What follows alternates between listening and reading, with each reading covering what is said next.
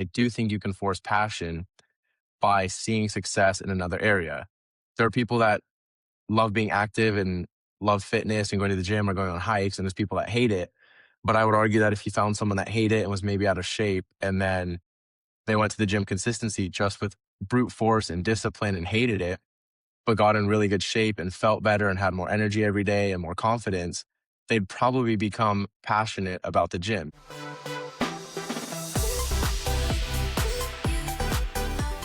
Welcome to Extraordinary Stories. I'm your host, Forbes Shannon, and with me today is one of the bright entrepreneurs that we're really excited to have here in Extraordinary and inside the Extraordinary Collaborative with his company, Redirect Media and Marketing, Jaxson Terrero. Jaxson, thanks for being here, man.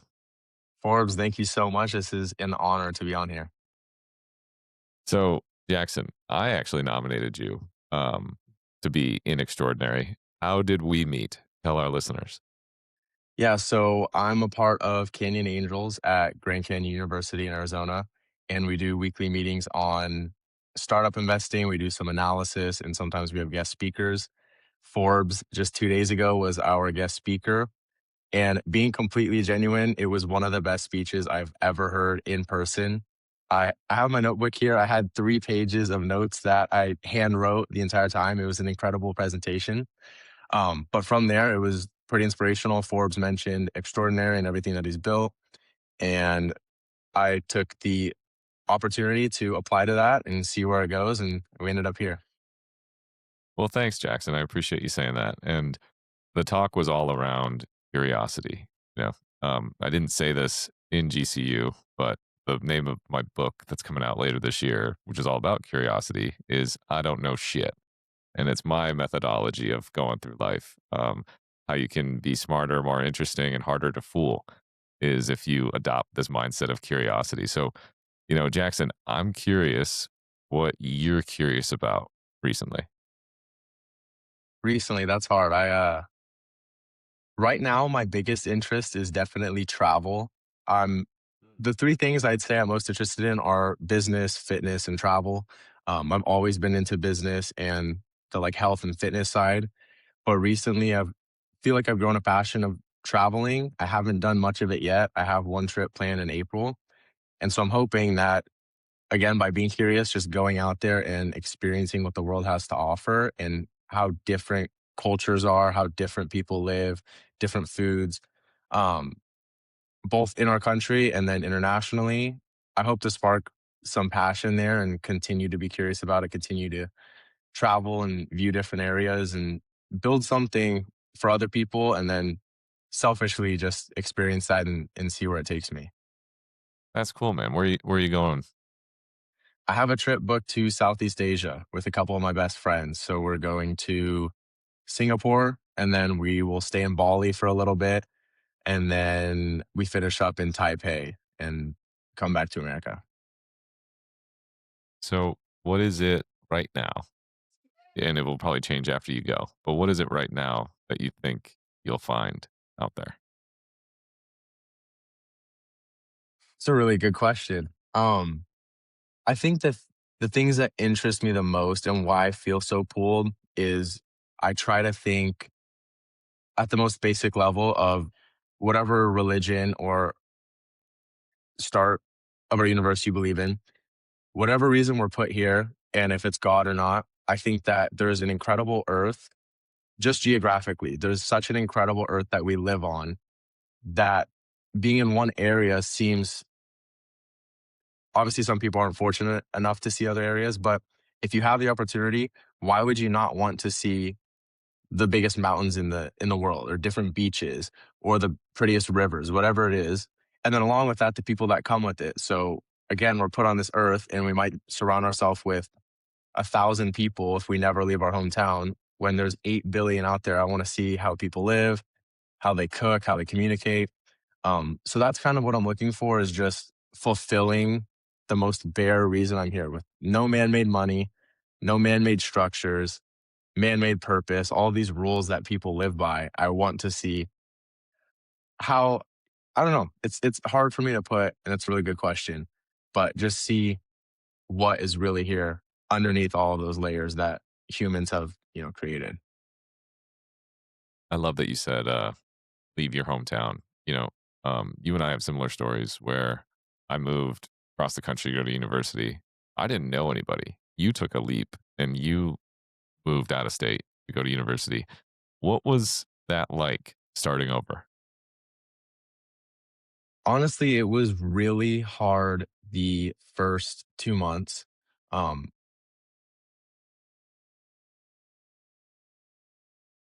Even in high school, I had a really good group of friends, just like 3 or 4 guys, and we were all kind of on the same path and had the same interests. But I always looking back now, I've realized I've always kind of kept my circle smaller.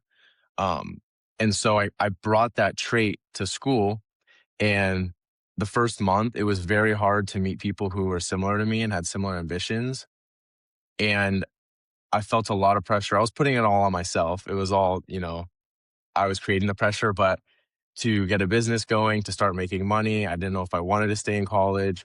So I was constantly working. I wasn't really putting myself out there. I had no interest in a lot of the social events or going to any of the parties or any of the, welcome events that most of the freshmen were going to. So I found myself honestly really lonely. I was still calling my parents pretty much every day, calling my cousins and my friends every other day. Um, but luckily, I'm very happy I did this. It was a very hard month, very little social interaction, not many friends, really just my one roommate. But by sticking to what I really had interest in and waiting to find people that I was similar to, that second month, I started going to Canyon Angels, our Idea Club on GCU's campus, a couple of my business classes, and I started meeting people who were super similar to me, which is what I was really waiting for. And since then, I've kind of curated a friend group that we have the same interests, we work the same, we have the same goals, we hold ourselves to similar standards. So it was very hard in the beginning, but I would not change it because now I realize how perfect I made that friend group. You said something interesting. You said the word waiting a couple times. What role does patience have in your life, and where'd you learn patience? Hmm.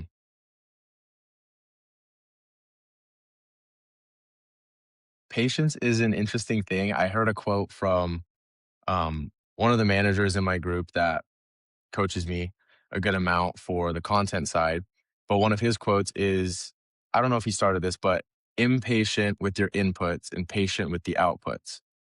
So as far as like a productive standpoint, I try and live by that, which going to the gym could be, getting in there, putting in a ton of work, being impatient with how you're working. And then same with the content that I'm trying to build, impatient with how fast I'm getting things produced, how fast I'm posting content, how fast I'm learning and iterating and adapting on the data I'm getting back, but staying patient with the outputs. So if the views aren't coming, the followers aren't coming in the gym, if you're not making the progress you want, staying patient with seeing that end result. So that's one thing recently in the last couple of months I've really tried to live by. I think patience in general is something I definitely struggle with. I've hopped from a lot of business models back and forth. So definitely something I've struggled with that I've tried to take control of, but it's also, I think, something that opens up the beauty of life. If you can go to these places around the world that I dream of visiting, being patient, being, present in the moment and enjoying those is probably the most important thing that you can do. What I'm hearing is, a real willingness to iterate and to experiment and to Hmm. try something new. You kind of framed it up as like something that you're working on, maybe being more disciplined about, or kind of treating it like a negative. But what are the advantages of frequent iterations and experimentation? I'm really glad you said that because that's looking at it now, I've always seen it. I've seen it most of the time as a negative because I've come to realize that if I can stick with one, especially in the business realm, because I spend so much of my time there and I'm so interested in it, spending enough time on one model or learning one thing pays off rather than switching. But you putting it as the willingness to iterate and learn rather than a negative of hopping around is really interesting. Um, I'm so sorry. Can you repeat the question phrase? That just caught me and I loved hearing that, but can you repeat the question? Well, I think it's kind of a larger question of like, maybe we can zoom out. What are some other things that maybe you're going through your mind as like negatives that you've rebranded, that you've branded as that? And, how might you rebrand them as a positive? Like, for example, iteration and experimentation, rebranding that as a positive, what would that do for you?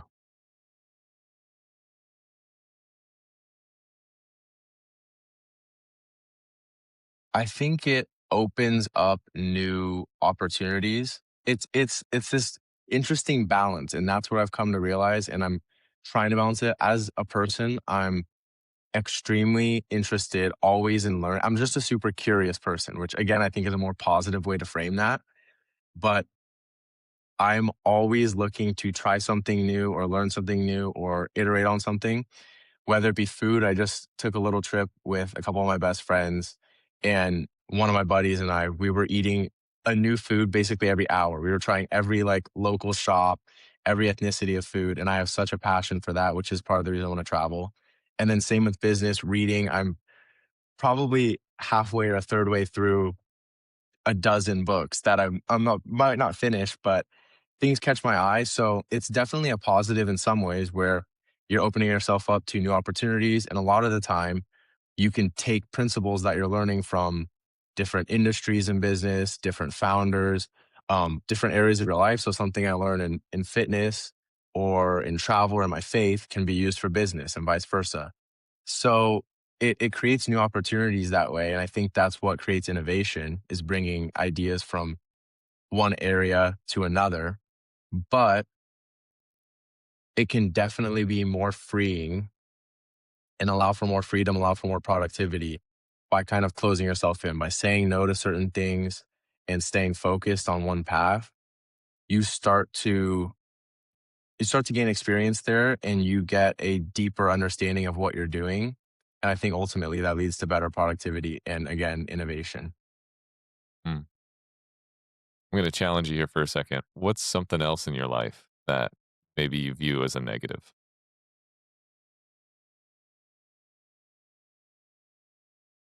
Hmm. One thing I would say that has come up, not necessarily that I always view as a negative, but something that comes up from others, my best friends, my parents, family, as a negative is the kind of work-life balance that most people talk about. Um, Again, I just have different interests than I think most people that I'm around or most people my age, which I'm starting to find others who share that with me. But sometimes it can be a negative. Okay, so I'll frame it differently. I see it as I enjoy working. I spend most of my time working on something, learning. I'd love to pull out a book. I'd rather pull out a book and read for 3 hours than go to a basketball game on campus or go to a party or something like that. Um, and I have no issue with that. But sometimes it comes off to friends or family that I'm not enjoying myself or I'm not making the right decisions, whatever their opinion may be. And so sometimes I can look at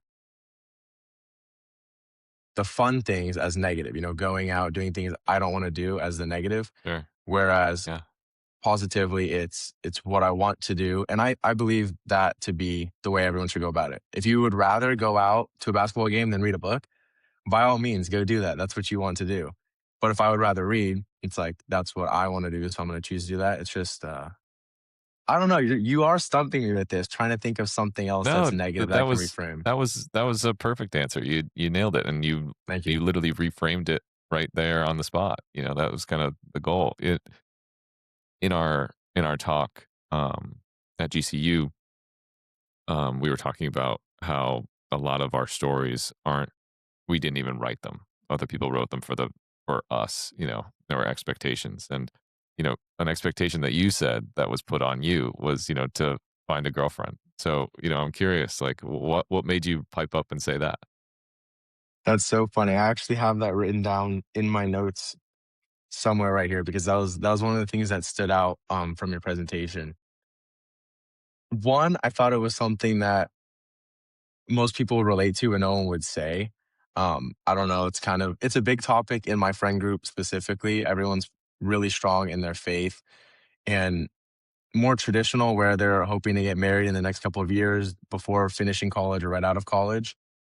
And so that pressure comes from not only growing up, like, I don't know how universal of an event this is, but your grandma is always asking, "Do you have a girlfriend? Do you talk to Mm, any girls?" yeah. And then your parents are asking you the same thing, or your aunts and uncles. It's all the older people in the family. And then for me specifically, my friend group is super focused on that. Not in the sense of how many girls are you talking to or how many girls are you hanging Right. out with, but like when are we looking for a wife? How much are we focused on this? And it's an interesting thing again to like the work life balance that everyone goes about it differently. I think support is great there. Curiosity is great. You can ask these people these questions, but we're all going to go about it in the way we find fit for our life.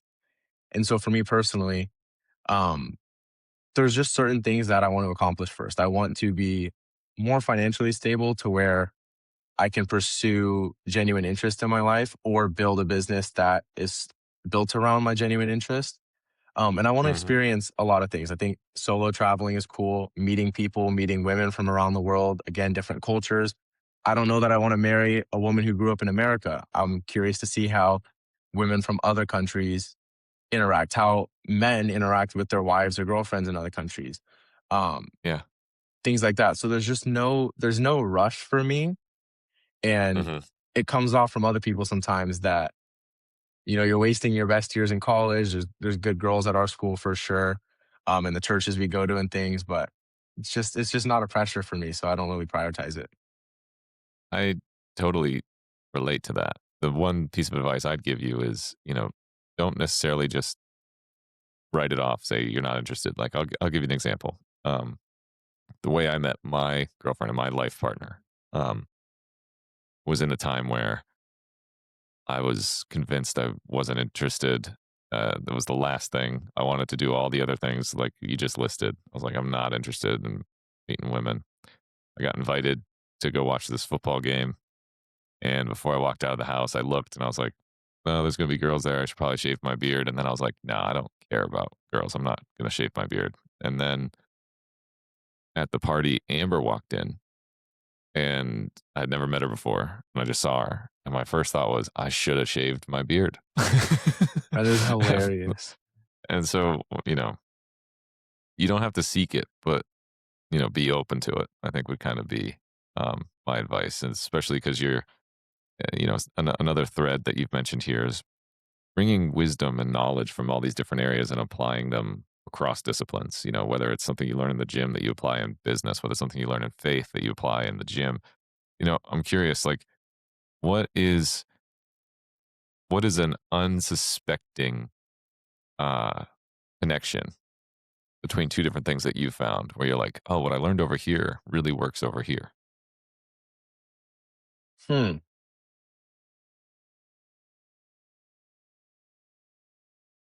It's a really, really good question. Um,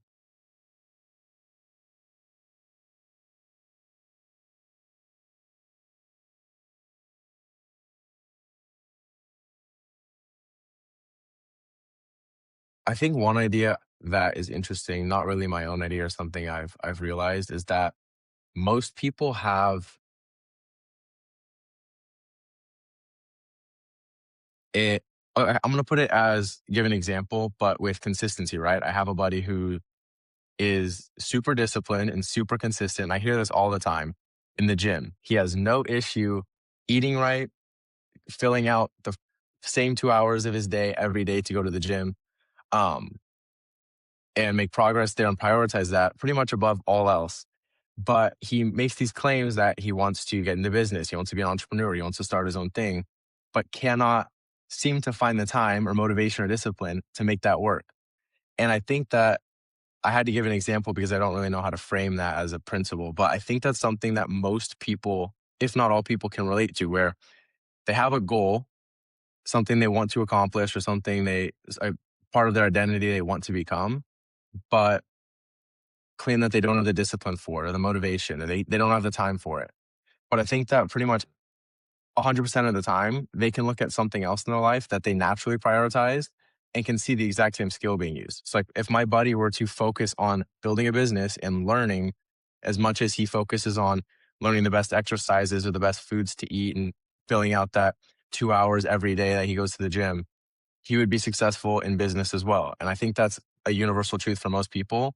If they look at the things they're passionate about and they make time for, they could take that skill and those principles and put that towards the thing that they want to work towards but can't, and it would happen pretty quickly.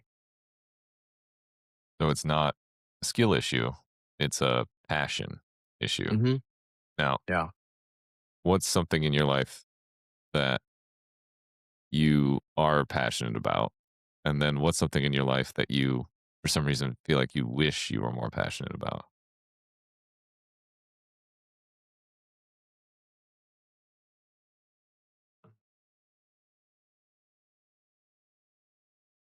I wish I was more passionate about my faith.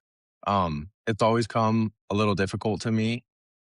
I feel like I don't want to use this as an excuse, but I feel like I think of most things in a very analytical way, very science backed way, and I always want data or yeah, data to back it up and to reason from. And that's always been the hardest part with my faith was looking at like an evolutionary standpoint or um I don't know. I haven't do- d- I haven't dove into it enough to where I'd be confident talking about it or defending any position I have. But if I'm just being vulnerable, I think that's a place that I definitely need more passion and more consistency in. Um, Again, if I take all the principles I learned about in business, all the books I read and podcasts I listen to, put that into my faith, I'd probably learn and become accustomed to it pretty quickly. So that would be something that I could definitely take that skill or that system and put it there. Are you saying then that it's possible to force passion? Or is Mm. it just it is what it is? I do think it's possible to force passion because I think that naturally we're pulled to certain things. I know people who are pulled to sports. Hopefully, I become pulled to travel when I do it. People that are pulled to obviously business or money, whatever it is. But I do think that those are all cultivated. Like if you're pulled to sports, you were probably a really good athlete when you were a kid, or you did it a lot, or your parents were into it. And there's a reason that it's there. And I do think you can force passion by seeing success in another area.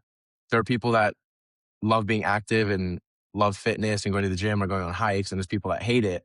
But I would argue that if you found someone that hated it and was maybe out of shape, and then they went to the gym consistency just with brute force and discipline and hated it, but got in really good shape and felt better and had more energy every day and more confidence, they'd probably become passionate about the gym because they'd see how much it's done for them and it'd be such a positive feedback loop that they would then grow a passion for that and stay more consistent through passion rather than discipline or just forcing it on themselves. There's this idea of there's two different types of fun. There's type one fun, which is immediate and instant. And it's like going to the movies, hanging out with your friends, having a good meal. Type one fun. And then there's type two fun, which is it's not fun while you do it, but it's fun when you're done with it. And those are things like running a marathon, climbing a mountain, writing a book, you know. Um, what what fills your bucket in the type two fun? I love that you said that because that's a much clearer way to put the whole life uh, balance thing I mentioned earlier. This is exactly how I see it. And I would hope that my actions back up what I'm saying right now. I should probably do a bit of an audit, but I would like to believe that I try to prioritize the type 2 fun as much as possible. And it's almost as if I get type 1 emotions from doing the type 2 fun. But as far as what fills up that bucket the most, I think, and I would give this honestly like an 80-20. I would say 80% of the time I'm pretty consistent with what I'm going to say. 20% of the time I'm definitely not, but the gym is one of them. Um, it is something again that I enjoy, but there are days you don't want to go and you continue to go. And I'm finally starting to see progress that I'm pretty happy with. And again, builds that passion and will have me continuing to go to it. Work is one of those things for sure, and work looks different for everyone. But for me, the last couple of months have been the most focused work I've done where I'm saying no to a lot of the things my friends are doing in the type one bucket. You know, we want to go to this youth group. We want to go to a basketball game. Let's go grab dinner. Do you want to go play basketball? Do you want to go for a run? Whatever it is. I'm saying no to a lot of those things right now. And I've spent a lot of time sitting in this seat on this laptop, writing scripts, producing AI content, and posting them. And this was the first week that I started to see progress, like visible progress. Obviously, I was iterating on the content. I was getting better every time I was doing it. I was learning more about the systems, about myself. But now the numbers are starting to show in followers and engagement and views. Um, so most of my type 2 fun, also diet. You know, I love food. After this last trip with my buddy, I realized like I could run a food reviewing social media page or TV show. Like it's one of my favorite things, and so fun to try different things and explore those flavors and cultures. But it's directly stopping me from reaching the fitness goals I have, confidence goals, how clear my mind is, how good my sleep is, my energy, things like that. So diet is another one. It's hard to pass up. My buddy's asking to go get Chick-fil-A or grab ice cream at night, and I'm sitting here eating cottage cheese. But it pays off. I love the type 2 fun. So it fills up most of my day. If you look at it from a time allocated standpoint, I spend a lot of time in the type 2 bucket. But on a few things. Business is one or two things, scripting and producing.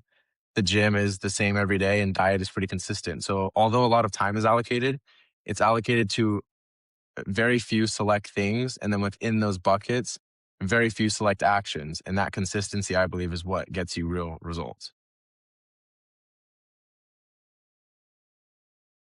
I ask everybody that comes on the podcast this question because there's something we can learn from everybody. And you've given some good advice already, but if there was one piece of advice that you would give to listeners on how they could live more extraordinarily today, what would it be? 100% follow what you're passionate about and don't listen to anybody else. I think it's pretty cliche. A lot of people tell you it, not a lot of people live by it. But I think it's becoming more and more true in the generation we live in. You could have told someone that 20 years ago, and I hate bringing everything back to money, but without money, I can't travel. But today, I can make an Instagram page about travel. And once I go on my first trip, document that process and turn that into something that funds more of my travel and more of my trips and my hotels and makes me money from that. And now it's 100% fulfilling my passion and my dreams and doing what I want. And there's such a low barrier to entry. Nothing's stopping me from doing that. If it's sports, but you're not as good of an athlete as is necessary to be a professional athlete and you think you have to go get a job, run a social media page about sports data or drills that you love doing or your favorite athletes. With social media, and I keep going back to that, but I think it's one of the greatest opportunities that we have. There are endless ways to monetize your passions and to fuel your dreams and passions to where you don't have to go do something you don't like. And don't listen to anybody else because everyone's writing their own story. Most people are unhappy with what they're doing. And something I try to live by is to not take advice from people who aren't where you want to be. I'd love to listen to everyone. I think there's things to learn from everybody, but you don't have to take from heart, stuff to heart from people that are not where you want to be because why would you take their advice? Yeah, right. Love that. Well, you can read more about Jaxson Terrero at joinextraordinary.com. That's joinextraordinary.com and at joinextraordinary on all of our socials. I'm Forbes Shannon. Jackson, thank you so much for being here, man. Thank you, Forbes.